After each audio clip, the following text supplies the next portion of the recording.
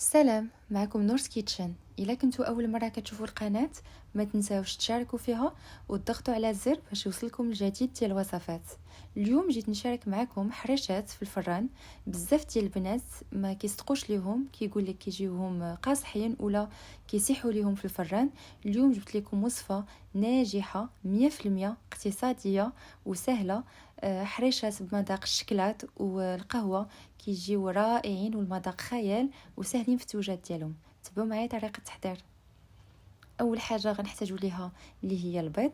كنحتاجوا البيضه واحده، نص كاس ديال الزيت، ونص كاس ديال السكر سنيده. بالنسبه للناس اللي كيبغيو السكر يكون ناقص يديروا نص كاس، اللي كيبغيو شي شويه الحلاوه يديروا تقريبا كاس لاروب. كنضيفوا عليها من بعد ساشي ديال سكر فانيي، وكنحاولوا نخلطوا المكونات كامله مع بعضياتها حتى كتنسجم وهذاك السكر كيذوب لينا. من بعد كنضيفوا معلقه صغيره ديال القهوه. المذاق ديال القهوه ما كيجيش باين، اللي بغى المذاق يكون باين يدير تقريبا واحد معلقه ونص يكونوا عامرين.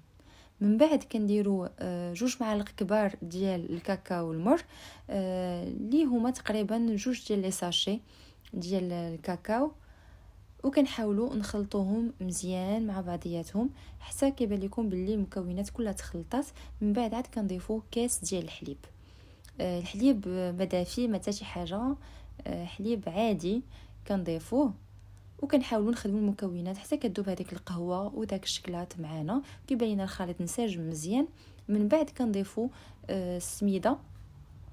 كنضيفوا تقريبا 3 ديال الكؤوس ديال العنبه، يكونوا ماشي مقبين، يكونوا قد قد. صافي غير كنضيفوا الكاس الثالث وكنبداو نخلطوها. راه ما كنعجنوش الحرشه، باش تنجح معاكم ضروري ما تعجنوهاش، غير كنخلطوا، غير خلطوا المكونات حتى كتخلط كلها مع بعضياتها وصافي كتكون موجوده معاكم. غير بيديكم تخلطوا حتى كيبان لكم كلشي تخلط مع بعضياته. من بعد كنضيفوا خماره واحده ديال الحلوى وكنبداو نخلطوا، وهكا كتكون عندنا حريشه موجوده.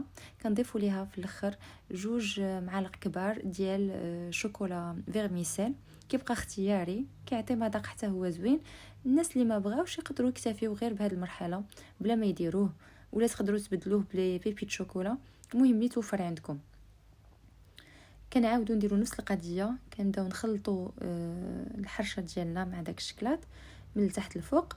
غير كنخلطوا المكونات وصافي هكا كتكون موجوده عندنا.